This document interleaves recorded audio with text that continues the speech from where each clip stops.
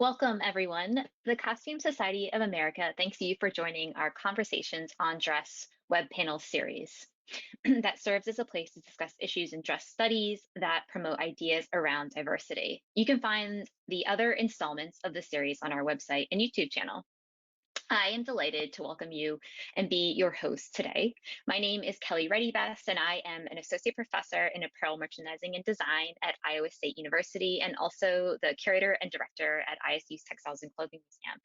And I am also a volunteer with the CSA Conversation on Dress series.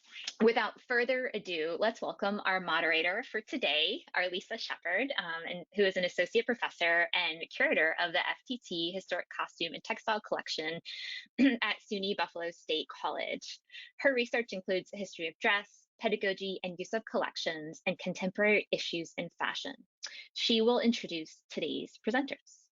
Thank you, Kelly. Hello, and welcome everyone to this conversation on dress titled Complex Conversations in Fashion History, Challenging Objects and Histories Within Fashion Collections. This panel discussion was inspired by conversations among CSA members who had questions regarding objects and histories within their collections that no longer aligned with their museum's current missions and goals and the broader focus in society to address justice and equity in these spaces. Some questions have arisen, such as what kind of lens or presentation strategies can be used to acknowledge the injustices surrounding problematic objects and histories within exhibitions and educational programming. Is it appropriate to deaccession certain objects rooted in racism, homophobia, or queerphobia? And what are some strategies for more equitable collection of objects in the future? Museum professionals are one of the primary gatekeepers of our past, present, and future public histories. The objects and documentation collected help to shape the public's understanding of history. Perceptions and practices are always changing, and although museum professionals do not have the power to change the past, they have a responsibility to preserve history in an equitable and just way. Today's panel seeks to explore best practices and strategies through a productive discussion on how museum professionals and scholars consider decisions that will shape our future collective memory in today's polarized and politicized climate. So without further ado, let me introduce our panelists. So first, we have Cynthia Cooper. Cynthia Cooper is Head Collections and Research and Curator, Dress, Fashion, and Textiles at the McCord Museum. She holds an MS in Historic Costume and Textiles from the University of Rhode Island. She is a 3-time recipient of the Richard Martin Exhibition Award from the Costume Society of America, most recently in 2018 for Fashioning Expo 67, in 2009 for Reveal or Conceal, and in 2013 as a member of the curatorial team of Clothes Make the Man. She has taught courses in the intersections between fashion and art and on fashion history, textile history, and material culture in Concordia University's Faculty of Fine Arts and Department of Art History, and on fashion history at LaSalle College. Her research centers dress and fashion that have become entangled with Canadian identity projects. Our next panelist, Isabelle Held. Isabelle Held is an interdisciplinary design historian focusing on the body, materiality, science, and technology. As the Science History Institute's Price Stone postdoctoral fellow from 2020 through 2022, she is working on her forthcoming book solicited by the Duke University Press. The book is tentatively titled Atomic Bombshells: How Plastic Shaped Post-War Bodies. Additionally, Isabelle is curating exhibitions and programming events for the Institute that explores design, science, material culture, and the body. The UK Arts and Humanities Research Council funded her PhD in History of Design from the Victoria and Albert Museum and Royal College of Art. Isabelle has been awarded fellowships with institutions such as the Smithsonian and Hagley Museum and Library. She has lectured at London College of Fashion, University for the Center for the Creative Arts, and the Royal College of Art. Her writing is featured in publications including Design Issues, The Towner, Under the Influence, and Barron Books. Next we have Neil Hurst. Neil Hurst is the Associate Curator of Costume and Textiles at the Colonial Williamsburg Foundation. He worked for 7 years in Williamsburg's Historic Trades Department, earning his journeyman's papers as a tailor. He received his BA in History from the College of William and Mary and his Master's from the Winterthur Program in American Material Culture. Hurst was the assistant curator for the inaugural exhibition for the Museum of the American Revolution in Philadelphia and in 2016 returned to Colonial Williamsburg. Next, we have Joshua Simon. Joshua Simon is a second-year master's student in apparel, merchandising, and design. He completed his undergraduate degree in public history and fashion merchandising and design at Central Michigan University in 2019. He is a recipient of the Agatha Huppenbecker Burnett Endowed Graduate Research and Teaching Assistantship. His research interests include fashion history, queer culture, and museology. And finally, we have Ginger Stancial. Ginger is a second-year master's student at Iowa State University studying apparel, merchandising, and design. She received her Bachelor of Arts in Fashion Design from Kent State University with minors in Italian Studies and Art History. She is a recent recipient of the Agatha Huppenbecker Burnett Endowed Graduate Research and Teaching Assistantship. Ginger has professional experience in collections management and curatorial research. Her research interests include museum studies with a focus on dress identity, historic dress in art, and pre-modern socio-political and cultural studies of dress. So welcome to all of our panelists. Thank you so much for being here with us tonight. So without further ado, I would like to jumpstart our discussion with a sort of overview question that I think will really get us started on this topic for tonight.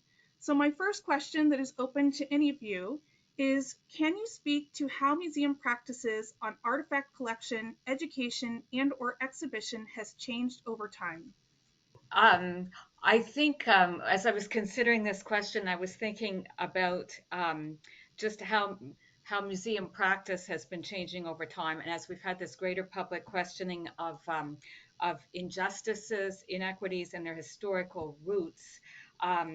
There's been, along with that, there's been a questioning of museum's position of authority, its role as gatekeeper, its transparency. And as we try to encourage greater public engagement, because we've been seeing our social role as one of creating human connection and engagement with our audiences, we have really opened ourselves up to questioning of our roles.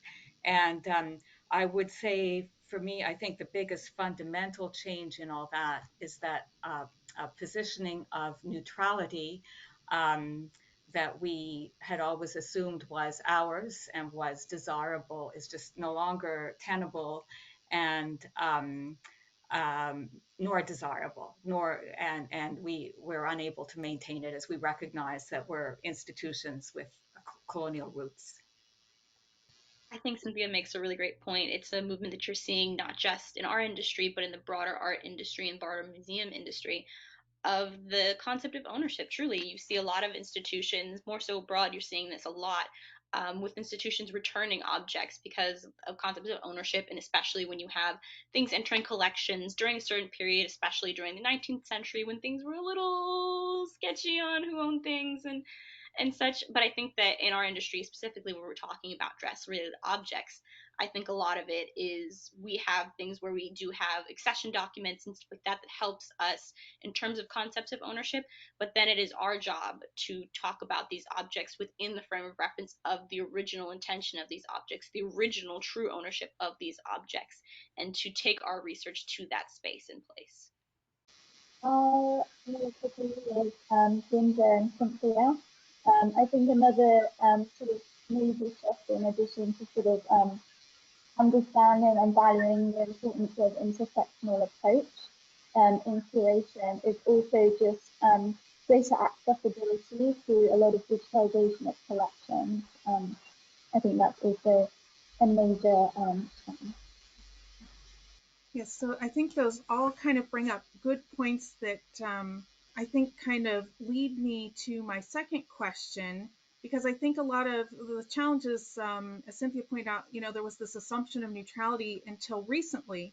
And so my next question is, what challenges have museums faced due to an evolution in society's awareness and perceptions of issues such as cultural misappropriation, politics, equity, bias, social justice, and or racism?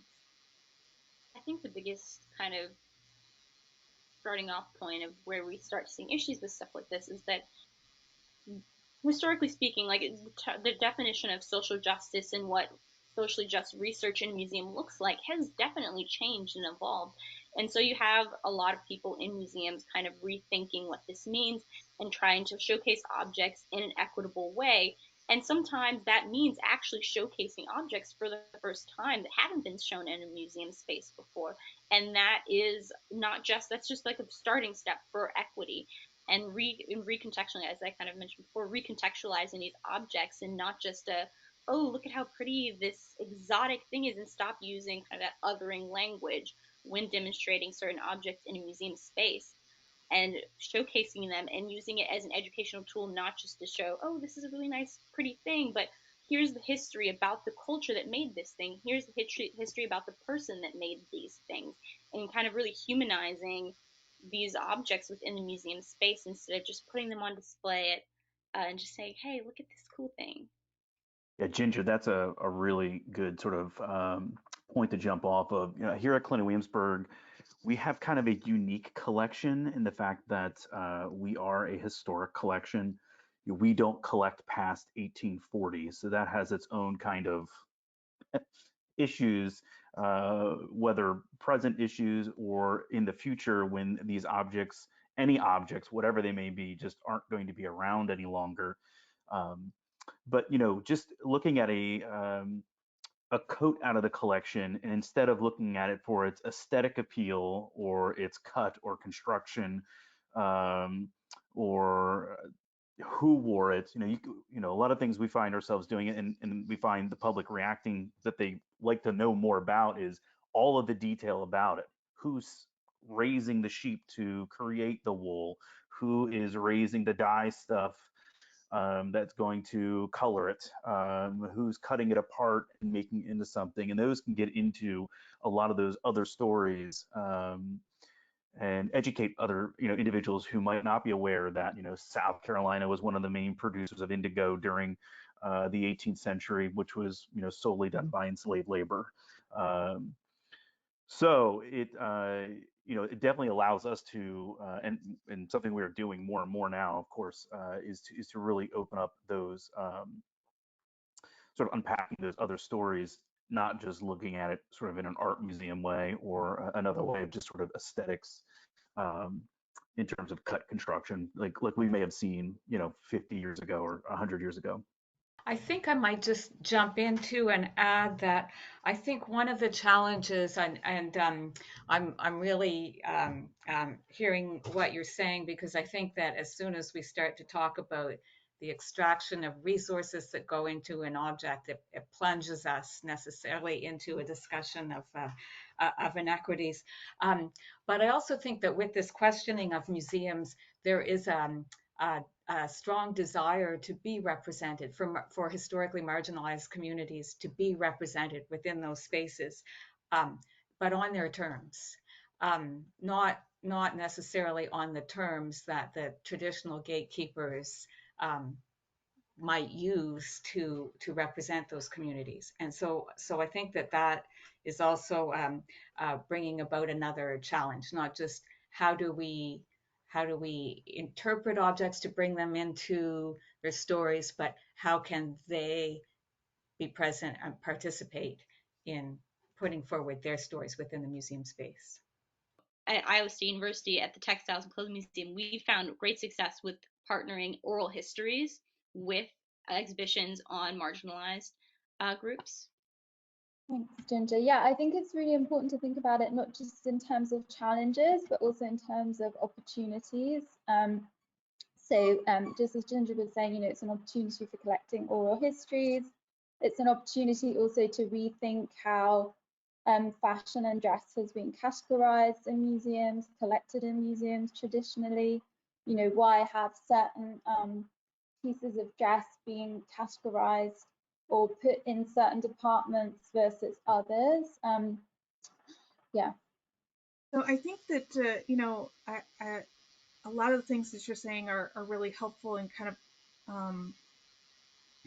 thinking about objects and histories in different ways. So that kind of leads me to my next question of what are some strategies that museums can use to acknowledge or address like challenging objects or histories in their collection, like maybe like you've mentioned, objects that maybe haven't been viewed a lot before, or maybe now are being viewed in a different way?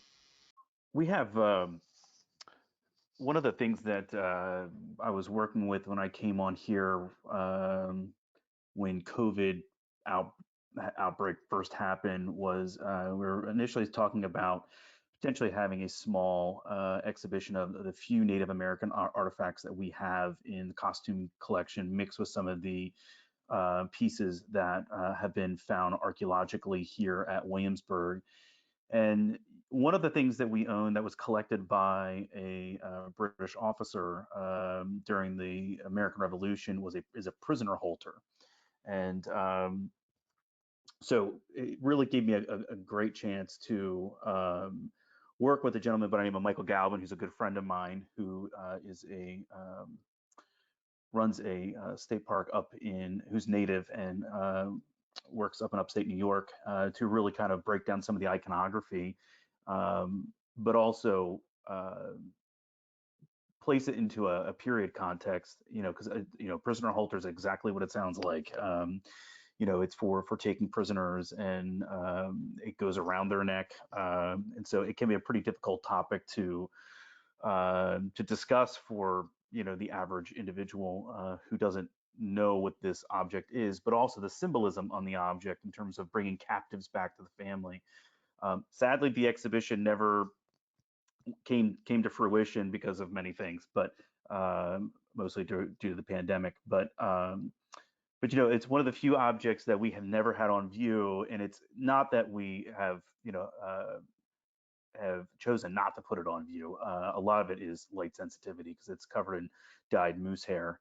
It was going to be a really great opportunity to bring some of these artifacts that we have, the few artifacts that we have from at least Native origins, out for individuals to see. And then working with Native communities to help us discuss what exactly they are, how they were made, and sort of put them into that context. Yeah, kind of going off of that as well. So thinking about that context, I think that's one of the most important things that you can do is kind of ensure that that's there. So rather than just placing something, with little to no, background information, but especially too, it's not shying away from difficult topics, but still approaching them in a sensitive way. So not necessarily it's important to acknowledge systems of domination and the violence that they've played against marginalized peoples, but also it's important to include context surrounding resistance efforts. So to show that, marginalized peoples aren't just sitting there and essentially accepting domination, but rather that there is resistance to these movements or these resistance to these power structures. And I think that's one of the things where providing that context can really deepen understanding of particular objects. Yeah, Joshua, I have to agree. I really think that contextualization is so important to kind of provide counter histories of objects through other objects. So for example, on a project I recently worked on at the Science History Institute, we have some early wear test nylons. So we have underwear and hosiery, and the items that we have in the collections are all a kind of light peachy pink color.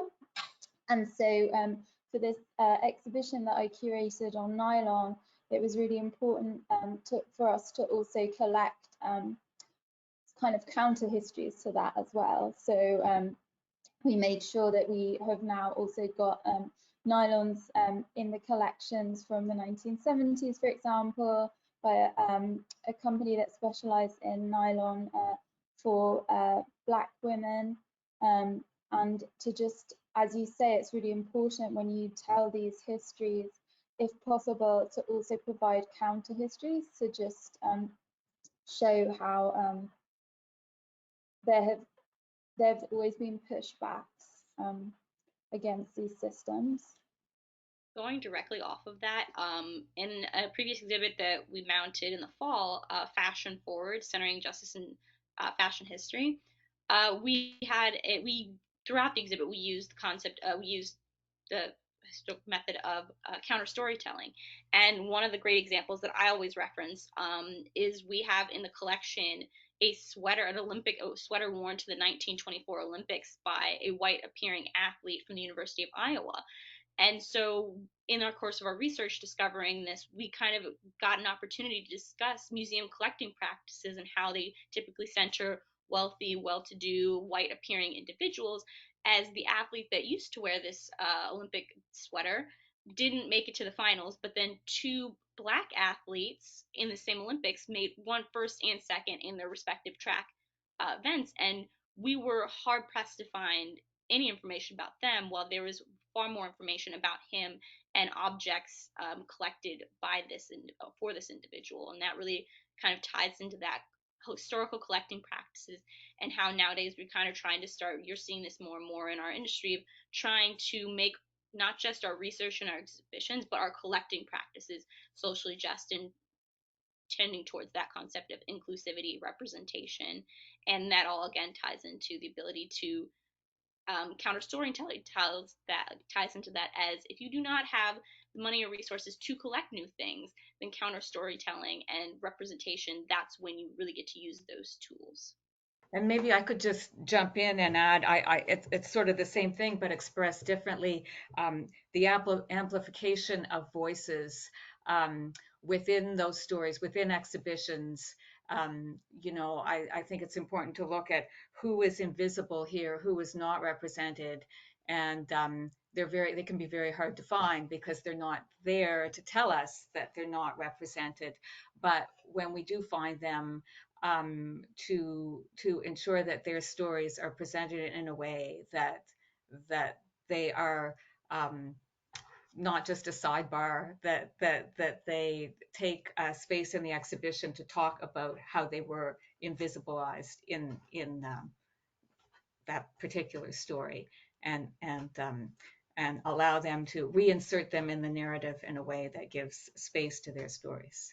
So yeah, you guys have, I've picked up on some terms that are used, like contextualizing, and there were some suggestions around like ways of making sure the context is heard, like through oral histories and things.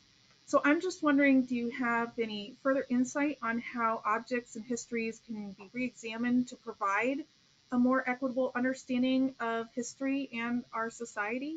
I think that going forward, what I've realized I need more of in my toolkit, and that I'm working hard to get, is a much bigger picture of historical injustices in the world, so that I can then apply those to very small stories coming out of objects. And if I can think of an object that I use now all the time as an example of this, and it's an object that you would really like, Arlesa, because it's a pair of rubber-soled boots from the late 1860s, and with embroidery, moose hair embroidery on the uppers that shows us it was done by Indigenous people. And because they were produced in a factory, there's the stamp, the logo on the sole. We know it is the object that confirms that the Huron-Wendat community at Wendake was a participant in putting out for a producer of rubber footwear. But when you look at where the Canadian Rubber Company was getting its rubber from Brazil right around the same time, you realize there that the Indigenous population was enslaved for the extraction of that rubber. And therefore, in this one object, we have two stories of two Indigenous communities in, one in the north, one in the south, living two very different realities at the same time. And of course, I couldn't tell that story if I didn't look at the bigger picture of where those resources were coming from and how things were being manufactured at that time.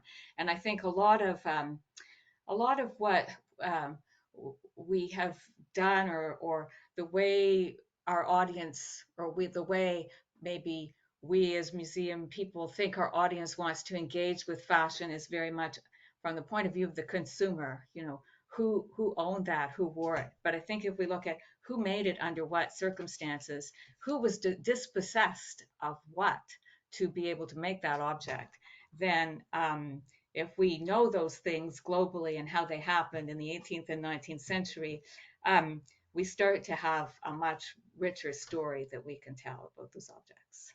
I agree. I certainly think that using materials as a way of telling stories of extractive histories and the kind of injustices associated with that can be really helpful. I think that's something that Neil was talking about earlier as well, to kind of tell more complex stories of the objects that we have on display.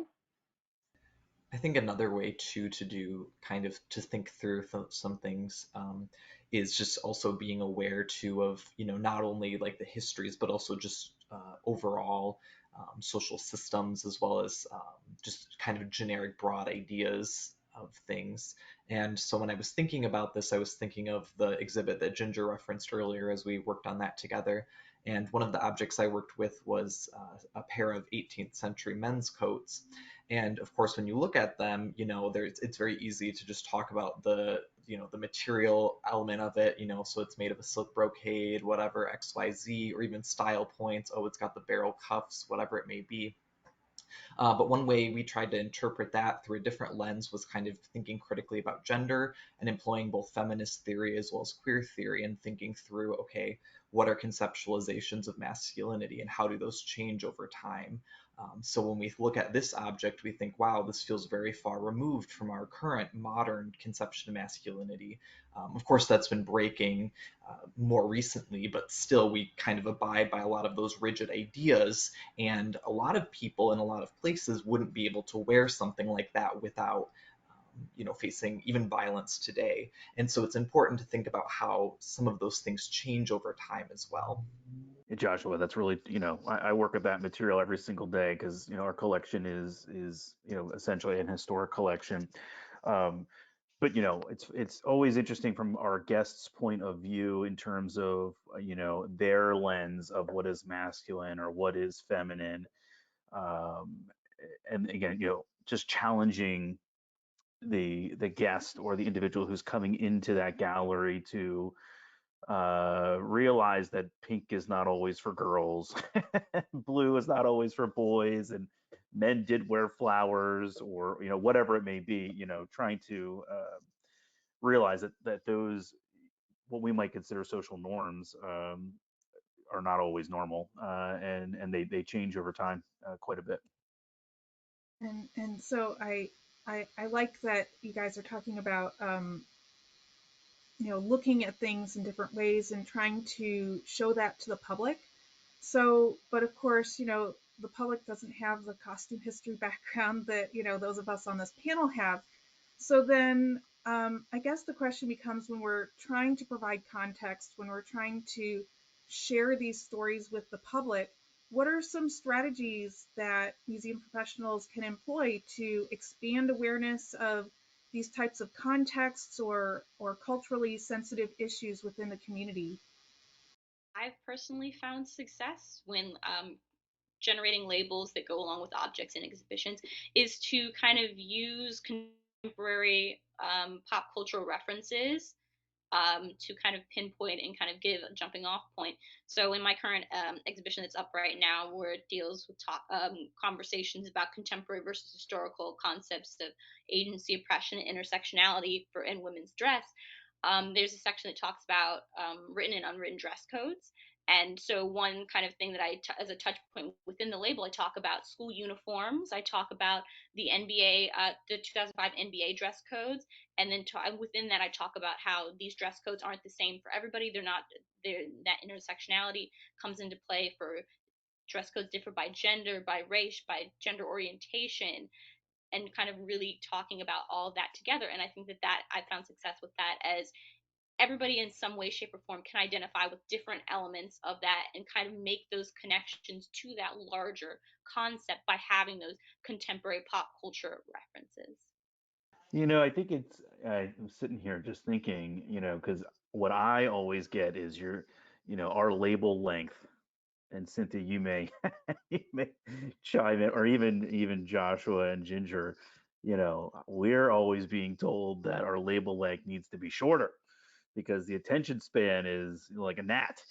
And so so the way I kind of think of things, so you do have your labels and, your tombs, your classic museum, setup, let's say, but things like the programming that's going to go along with the exhibition, the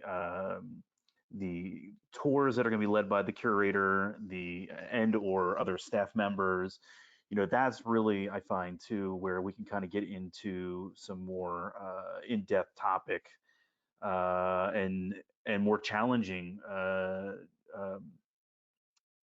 sort of thoughts on things and really discuss them.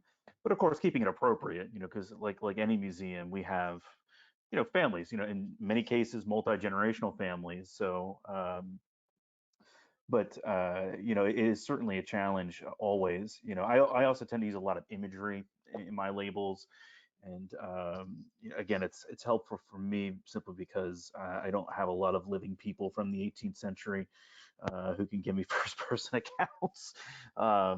Written records certainly, but so just different ways to sort of engage the public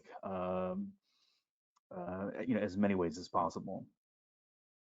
When I was recently writing a label, I was fortunate enough because the person who the object belonged to, who donated it, it's a contemporary object, so she's still alive, and I asked to write the label with her because I wanted her to be happy with how her story was being told. We were very lucky and fortunate.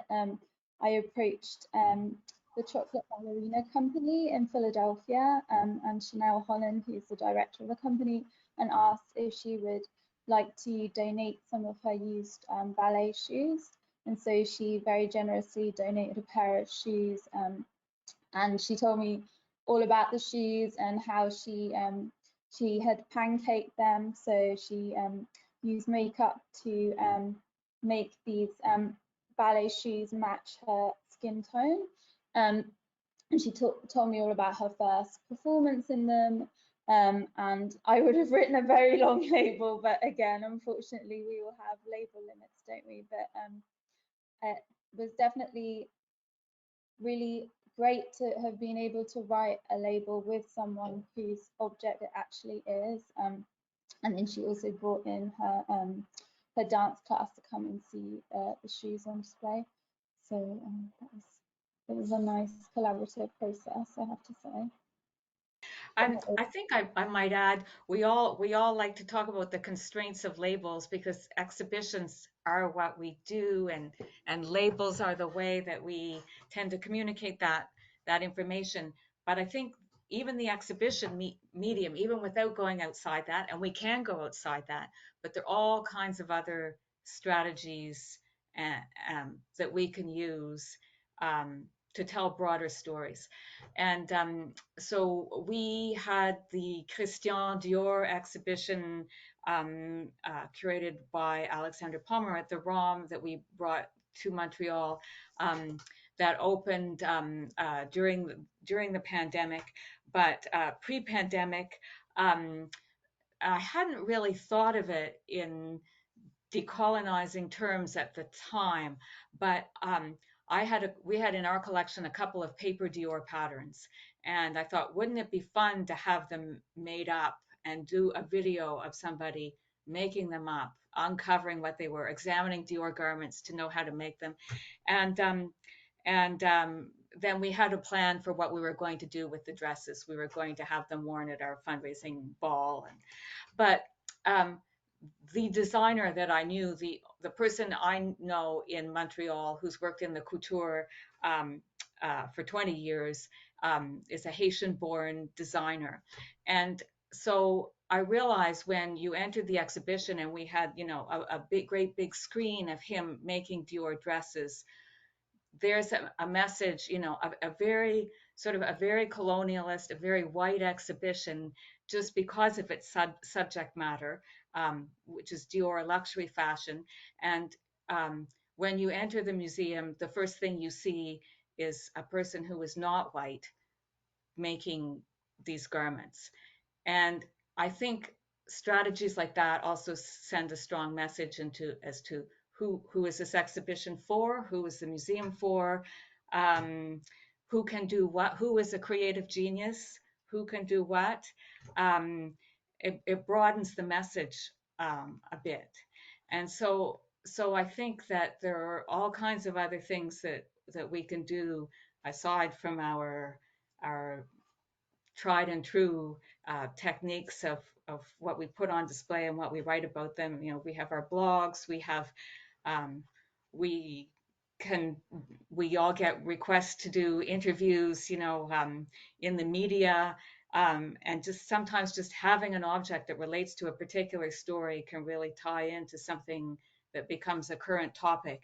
Um, we have a wonderful pair of shoes. When I started to research the company that made them, I realized that the owner of the company was one of many Italians who were put in internment camps in Canada during the Second World War, which was, up until maybe 10 years ago, a very little told story, because it really looked bad, made our government look very bad to have put people under arrest for 2 or 3 years for no reason, just for and so having those shoes and having an attractive, fashionable object that we can pull out when we want to talk about something grittier like that, is it can be really helpful to take those objects outside the exhibition medium and put them in a context where there's a story that's topical.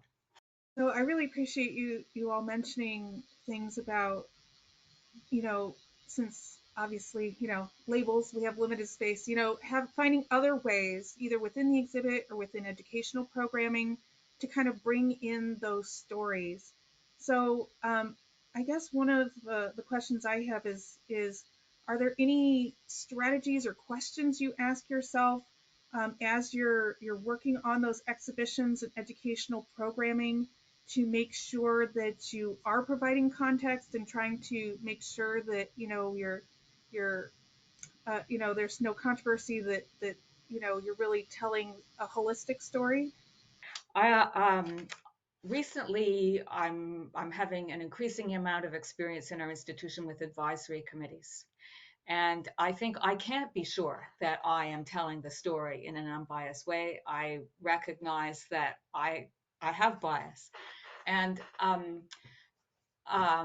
we established maybe a year ago a permanent Indigenous advisory committee. So those are not stories I'm telling anyway, but I am sitting on that committee. But I think what's really interesting there is we created this committee not just to advise us on a particular exhibition, or the use of that collection, but we have kept their mandate very open so that they feel free to comment on absolutely any aspect of what the museum is doing. Things we may not think of asking them, like what we're doing in our public programming, so that they will not feel that the right hand has asked them to do one thing while the left hand is doing something else. And I'm finding that approach very productive, and I'm realizing that there are an increasing number of things we didn't think we had to ask them, that we now want to ask them. And likewise, we brought together people to consult on establishing an advisory committee for an exhibition on Afro-descendant women in Montreal.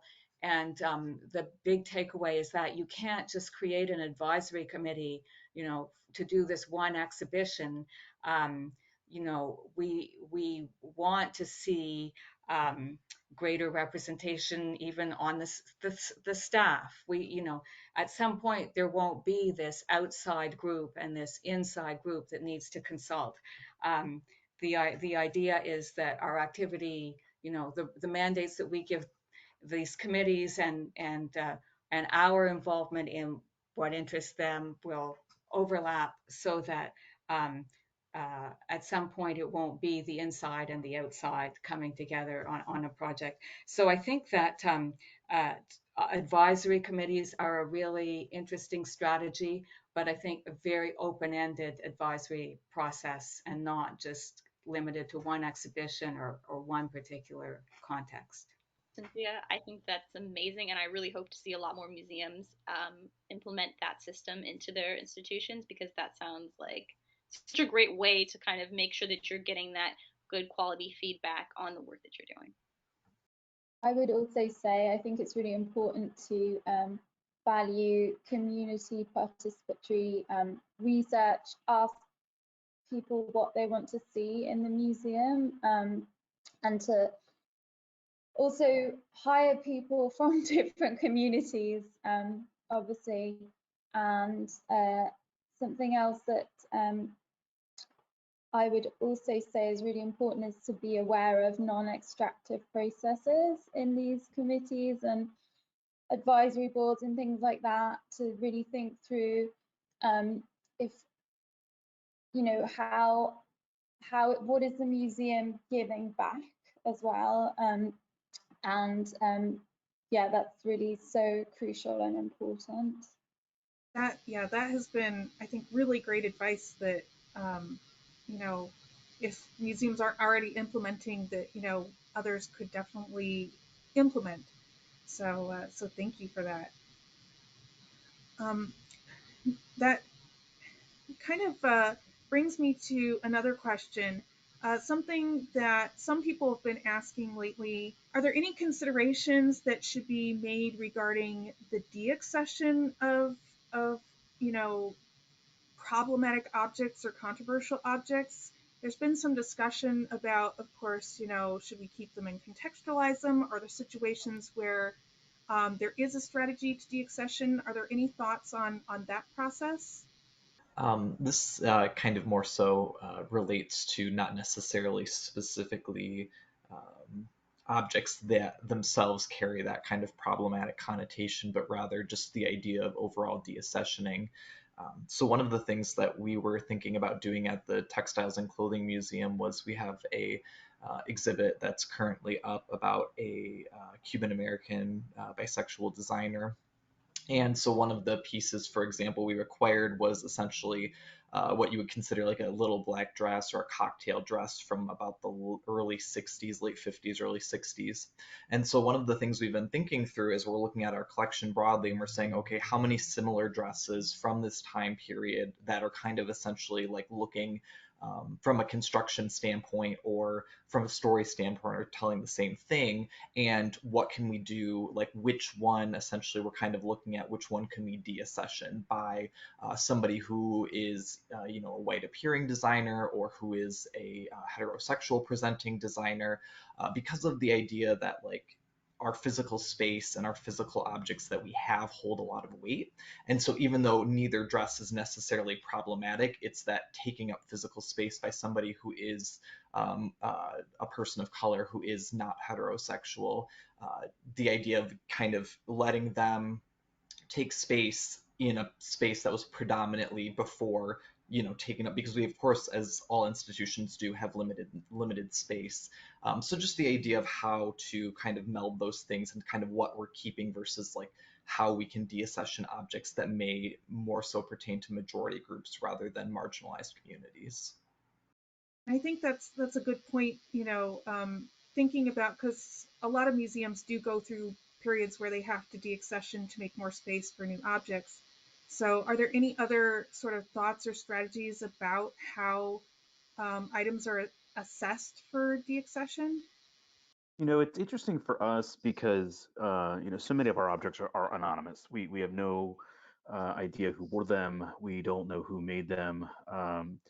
But at least here, it is all done by committee. So the curator would bring the object in question up for deaccession or objects, and then generally a very lengthy discussion is going to happen amongst all of the curators and chief curator, and then it is voted upon, and whether it will move to deaccession or not. So we kind of have a pretty lengthy process here at Williamsburg for doing such. But yeah, I think like any collection too, it's just as healthy to deaccession as to a session. Um, uh, it just depends on what that object is. In our case, 90% of the time it's something that's falling outside of our collecting parameters. So kind of unrelated to our topic we're discussing here, but that's sort of what it generally boils down to for us in most of the cases. Or it's something that just one thing comes to mind, something that is dangerous in terms of fire, or something something has been stored improperly over the years, those types of things. But most of the things that we come are deaccessioning are things that are beyond our 1840 cap parameter. Circling kind of back to the part of the question about problematic objects and processes for deaccessioning those objects or feelings about that, I think it really just depends person to person. And again, like what kind of systems you have set up within your institution for deaccessioning things. I've worked in numerous institutions, university institutions, museum institutions, non-university affiliated institutions, and it really just depends. It depends on space. It depends on, like Neil said, danger. Of course, with textiles, you have to worry about off-gassing, and that's very bad. But I think personally, in terms of objects that are problematic, I think that it is important to keep those objects, pending that you have space, pending that they're not dangerous, because you can always. I'm a positive person. I firmly believe that you can always recontextualize things and present them in a certain light. And with that, if they are objects belonging to people in the majority, you can use them to uplift and kind of contextualize and use this as a, okay, well these belong to XYZ person. Here's a bunch of other things that have these great stories, and that we should reaffirm these stories and share these stories and tell these stories. That is just my personal perspective. I definitely know that there are definitely people that are going to have different perspective on that, but I'm very anti deaccession. Like, it makes me really sad because I find tons and tons of cool stuff that we end up sometimes because of space reasons having to deaccession. So that's my personal opinion. Ginger, I am with you on I wonder, is the object really problematic, or is it just that it has not been problematized in a way that gives it a narrative that's more useful to its audience? And we have been doing some small amount of deaccessioning, but I think for me a bigger question is, what do we do now with objects that are offered to us if we recognize that they are of interest to another community? For instance, Indigenous objects. Do we collect them ourselves and add them to our wonderful collection, or do we direct them to those communities, the source communities, because we know they will also be of greater interest to them? Do we pass up the opportunity to acquire them? And so I think there is, well, I was going to say the struggle, but it's not even a struggle. I think that now we know that we ought to approach the community to which they're most relevant before we acquire them, if we're going to call ourselves an institution that is decolonizing. Yeah, and that kind of leads into with what you just said, Cynthia, and some of the points that Joshua touched on. I think a lot of times, people are focused a lot on the accessioning, because of course history is constantly happening. So, with the exception of maybe clothing Williamsburg, we're constantly bringing in, objects that represent history that's happening. So, what are some additional suggestions you might have in terms of best practices for accessioning to make sure that we have representative objects that are worth taking up space in our collections? Well, I'll just speak on some of the things that we've recently accessioned here at the Textiles and Clothing Museum. Recently, we are on pause for general donations and accessions. So our accessions that we've done now have been specifically for things that we needed for our exhibitions. And those have definitely been revolving around social justice, because we changed our institution's mission statement, which to be more socially just and centering uplifting of marginalized peoples and voices. So some of the things that we accessioned, Joshua's exhibit focuses on a bunch of objects from Luis Estevez. My exhibition, we accessioned 2 pussy hats, a pink pussy hat and then a pussy hat that uses the pride flag colors. Spanx as a way to kind of just talk about different conceptualizations of shapewear and those concepts of oppression or versus agency. And then Kira Streck, who's another graduate curator, she curated an exhibition about DIY trans YouTuber underwear practices. And so she reached out to some of DIY trans YouTubers and had them make garments to send to her to put on display. So with that, I think that for us specifically, we are definitely having a bit easier time in terms of that question, just because we have just basically overhauled our whole mission statement, our collecting practices. But we also understand that not everybody can do that. Not everybody. A lot of our institutions, you have higher ups to be accountable for. You can't just change your mission statement like that and change your collecting practices. But I think that that's something that, like, in little ways we can chip away at it, and just in being more purposeful in terms of our collecting practice, because our collection was a teaching. It started out as a teaching collection in the early 20th century, and they were just just collecting everything because they thought that they were interesting things. Students should see these, and to kind of give a like very specific idea of fashion history. But we're trying to kind of remain that as a teaching collection, but giving a more well-rounded idea of fashion history and paving it forward, because right now will eventually be fashion history. So we want to give a very diverse understanding of that.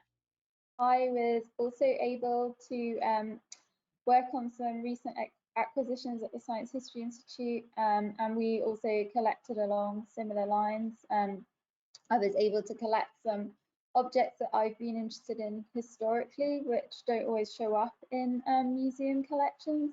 So I'm particularly interested in the ways people have shaped their bodies through synthetics and plastics, through like padded underwear and inserts and things like that. So we did some collecting around that, and we also, well, actually the Science History Institute a few years ago acquired a series of binders that works really well with kind of in conversation with some of the other pieces that we have in the collections, like the nylon wear test underwear and hosiery that I was talking about earlier.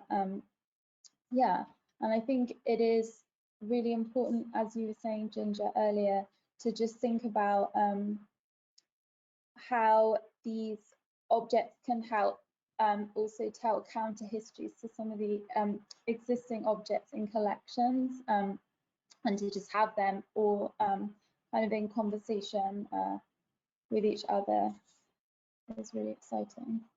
And again, the things that we collect now will be there for future researchers. I know that some conservators will be horrified at the idea of collecting some of these silicon objects that we have in the collections now, but we just gave it a shot anyway. Going directly off of that, actually, Kira Streck, that her trans YouTuber DIY exhibition, it was kicked out of the Women's Center space because of some of the things that we had accessioned for her exhibit specifically. So yeah, I definitely think that, like, unfortunately, this is like to be collecting in a more socially just and equitable way and doing these exhibits in our industry. It's still, and just in the broader academia museum industry, it's still considered a bold stance to take. And I think that that's really unfortunate, and it really proves further that we should be doing this work, because people are kind of, there are still people hesitant and rejecting of these new collecting practices, these new exhibition, and being more equitable in who we decide to and what voices we uplift. So I think those are all fantastic, observations and everything. So, but I know that we are getting to a point where we kind of need to draw the discussion to a close. So I just want to ask one last question. Do you have any advice, any additional advice? You've given lots of great advice tonight. Any additional advice for museum professionals currently working to address challenging objects or topics that may be associated with their collections? I've personally found, as I'm graduating in the spring, so I've only worked in large institutions in an internship or graduate assistant capacity. But what I found super helpful so far is using and researching other exhibitions that have done and researched similar things, and researching how other exhibitions have done things in an equitable way, and displaying these objects in a way that I appreciate and I think is a really good idea. And of course, going to the scholarship, go read a lot of there's really some fantastic academic articles about a lot of these topics, and kind of reading up on that, and reading theory, and keeping track of how theory in displaying these objects is evolving and progressing is very, very important. I think for our collection, and for other institutions that collect specifically early objects, I think you do get this idea of, we want an object that was used by this community, or this object was worn by an enslaved person or used by a Native American. And I think the reality is many of the objects that we already have in the collections are already telling those stories, as we discussed earlier.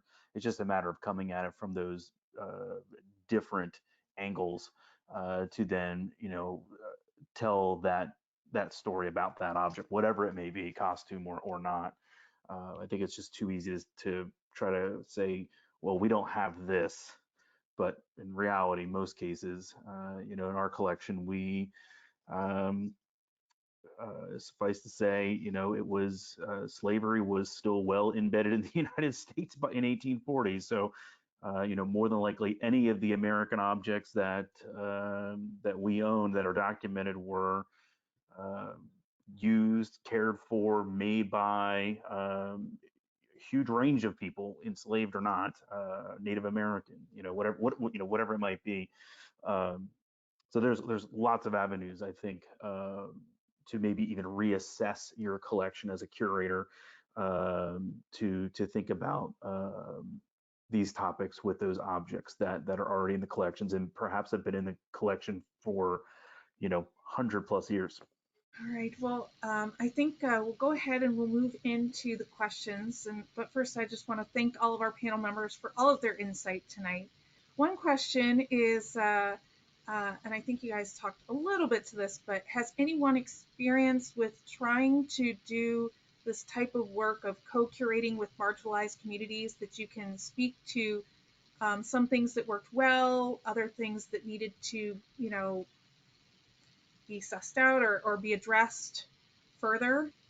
I could maybe speak for projects at my institution that weren't my own, but we opened an exhibition in the last fall, Indigenous Voices of Today, which uses our Indigenous Cultures collection. We had an Indigenous curator, and in fact, it was a project that metamorphosed several times. So some of the difficulties in putting that together had to do with the changing team and shifting focus of the exhibition over a period of several years. But I think that there is a lot of learning in that, or my takeaway is bias in an institution is so deeply ingrained, you don't know where it is. So as much as you may think that you're acting in an unbiased way and representing the institution's interests in a neutral way, I think it's not perceived that way. And I think our guest curator, was pleased with the result, but had a very difficult time making us understand why things were important.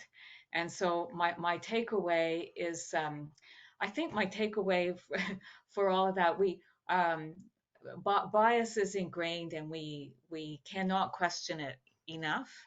And I think that discomfort is a necessary and actually helpful byproduct of this kind of process, if we can get used to it.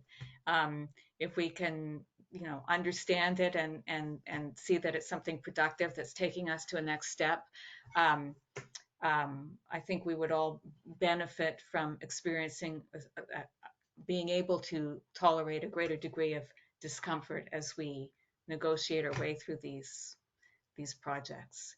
And I guess in my own experience, on a smaller level, I've had, parts of exhibitions where I've worked with members from outside communities, and it can be it's very hard to create that trusting relationship. It hasn't always been something that I would frame as an ideal experience, but I think it comes down to our ability to question our bias and live with the uncomfortable feeling that some of the handing over that authority sometimes, or what feels like handing over authority, what that creates. Forgot to turn my mic on. So I think that was great. I know that, this idea of we need to be able to have conversations that make us uncomfortable in order to have productive conversations sometimes. And unfortunately, none of us like to be uncomfortable, but it's, we have to have those conversations. So I think that kind of leads into another question that came across. So it was mentioned throughout some of the panel discussion about like thinking outside of just the aesthetic or the consumer perspective of the objects, and thinking about maybe who was displaced, or like are there other questions that you often ask in your curatorial process to get at these deeper contexts centering on marginalized communities? One thing that I've found is I start off my research, and when I'm reading about certain objects, or I'm reading about the history of an object in connection to XYZ person, place, or thing, something that I always have running back in my mind is who's supposed to be in this that is not mentioned? Like, who's missing? And I think that you're not necessarily going to have that with everything, but with some objects and some things, it'll be very apparent from your resources that you're looking at, who's missing in this narrative. Yeah, I really agree with Ginger. It's very important to think about who is not being shown, essentially, or what is being left out of a certain object, or just to kind of even just be very conscious of applying an intersectional lens, really thinking through the object from all sorts of perspectives and angles, and really trying to get to the sort of heart of the object. And like many of us have said as well tonight, just thinking about what stories aren't being told as well, and how can the object help you tell those stories in ways that can really sort of bring the visitor in as well, because perhaps by having an object that's very relatable and just saying, okay, let's think through this through a lens that you may not have thought of previously, what kind of stories can those tell? And I think, we all work with material culture, and I think that working with objects really lends itself to that, because you really can bring the visitor in. It can be something very relatable. Yeah. And I really appreciate your comments about who's not there, what story's not being told. I think those are questions I ask myself. I think when I still can't find those answers, one thing I ask myself is how did colonialism and the colonial mindset make this object what it is and here in front of me today? What forces in colonialism were at play to make this, to have this object come into our collection, looking as it does and with what we know about it, and just try to see it even in that bigger picture as a product of a collection in a colonial institution.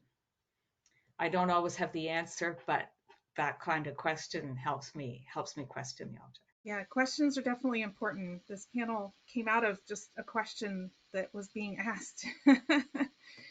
So we do have some comments. I don't know that I have time to read them all, but a lot of them are saying, yes, these are things that a lot of museums are talking about right now, and even a comment that some of us love the longer labels. But then one of the questions I think came out of something you said, Ginger. Have any of the speakers been involved in revising collection policy to be more inclusive? What was that experience like? So like, was everyone at your museum on board? So just kind of getting a sense of if any of you have been involved in this process. I can kind of touch on this a little bit, and then maybe if I'm missing anything, Joshua could speak to it. But we started our master's program about time when these changes were starting to happen, and we were kind of asked for our opinion a little bit and feedback, and kind of what's missing, what more should we add, does this sound good, kind of mentality. And we were definitely all on board. And it's just kind of the one thing that we're lucky about is that we have a certain amount of autonomy within our museum on campus, definitely more than other university-based institutions do have. So we were allowed to kind of more or less kind of do what we wanted within reason. And so it was definitely a very positive experience, because a lot of us we wanted to see this happen, and some of us had experience at other museums and other institutions. And the fact that we came to Iowa State and we were allowed to kind of have a say in this and work in an institution that was trying to showcase these progressive collecting practices and inclusive and exhibition and collecting practices, it was great to see kind of social justice proliferating through every aspect of the museum. This wasn't necessarily a specific like revising the collections policy itself, but one of the things I had the chance to work on was we revised kind of going along with the new mission. We've been revising some of the documents and forms that we used, and so one of the ones I worked directly on was the accession worksheet or the accession forms that we used. And so this is just, a specific example, but the idea of, okay, when we're looking at this, like how are we ascribing to kind of dominant ideas? So prior, like there had been ideas of, describe this object. Is it women's wear? Is it men's wear? And the idea of that, maybe we don't necessarily inscribe that onto the object itself, because while we can inscribe that from a traditional lens, of course, the idea that we don't know who wore this necessarily most of the time, and we don't know, how they conceptualize gender, because as we've seen, gender is very fluid, and gender is something that can change and also is different to everybody, really. Nobody looks or dresses the exact same.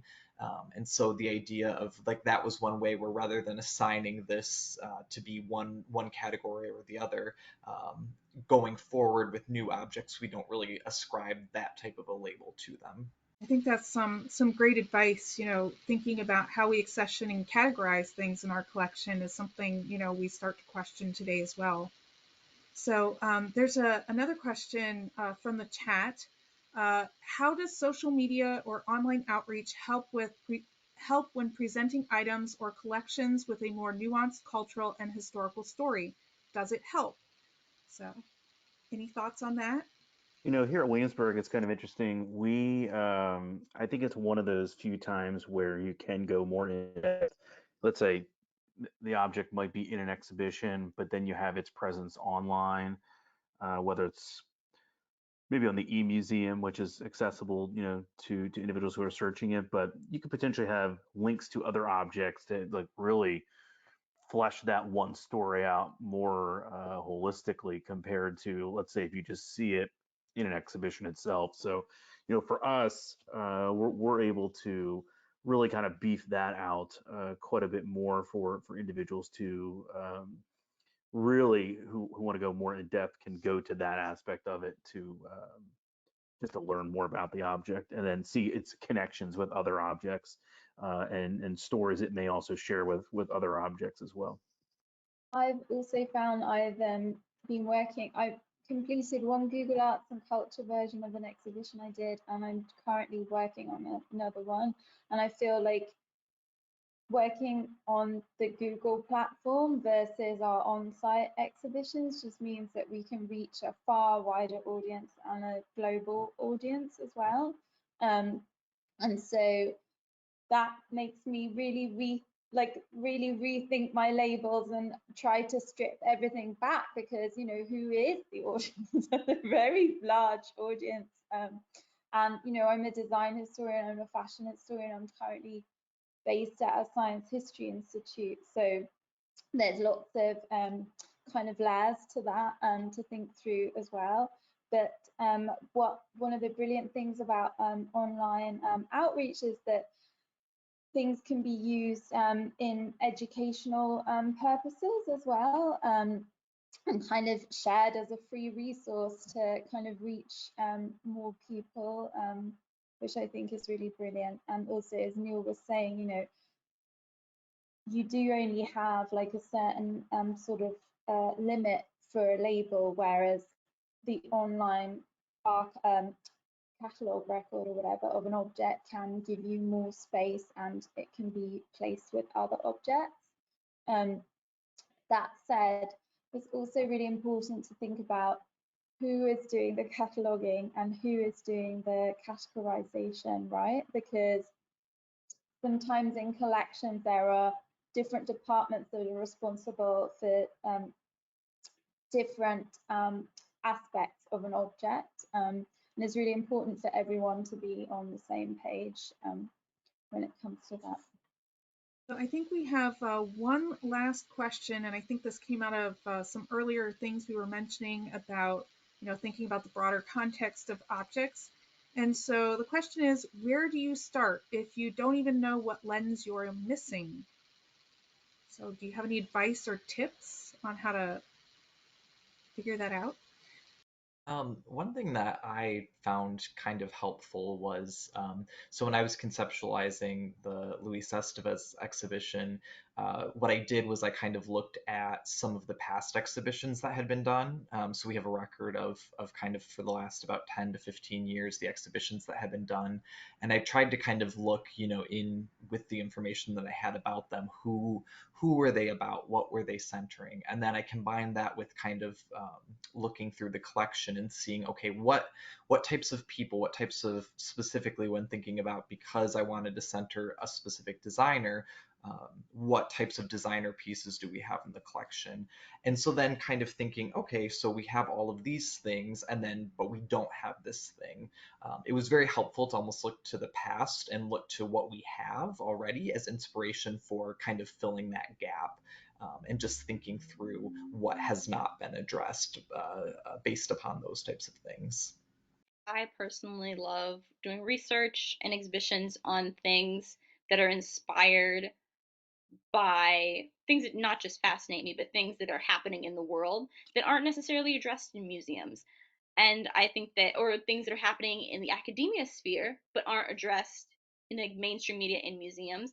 And that kind of is how my current exhibition kind of came to mind. And I think that that's how you really kind of attack that space, and that's kind of how you can really get people to really engage with certain exhibitions. If there are aspects of things and conversations, especially social justice conversations that are happening outside the museum sphere, and bringing them in the museum sphere and adding this other layer of knowledge, theory, academic research to it, and synthesizing it into a way that people can experience it and not just read a New York Times article about it or like see a minute 30-second bit about it on the news. Yeah, and I think, you know, just attending exhibitions, you know, go to them, you know, see how people are talking about these topics, you know, and how they're, you know, coming at it from different points of view. I love going to museum exhibitions for all of my colleagues, you know, so and it's just always interesting to see how different people will use a different lens to discuss these topics. So, you know, I really, to me, you know, go to as many museum exhibitions as you can, and you know, it really would help to influence your own thought, and then come up with your own thought line for you know, the discussion that you're looking for the exhibit. I love that, Neil. I love to go to museum exhibitions as well. They're always inspiring. Everybody always has a different perspective, and maybe not the way you would have done it, but you learn something new and it inspires you for something in the future. So definitely good advice.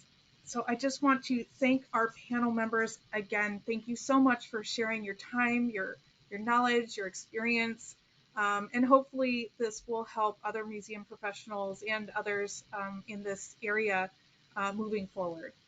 So I'm going to turn it back over to our host, Kelly Reddy-Best, to close out the session for this evening. Once again, thank you all to today's speakers for their time and efforts. And I want to thank also everyone for attending.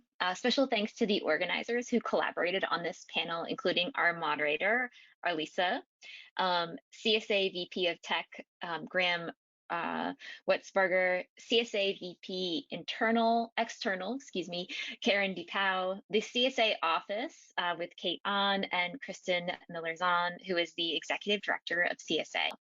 So please follow the Costume Society of America on Facebook and Instagram to make sure you hear about all the cool upcoming episodes of Conversations on Dress, and consider donating on CSA's website to the organization to support this and other programming. Thank you very much.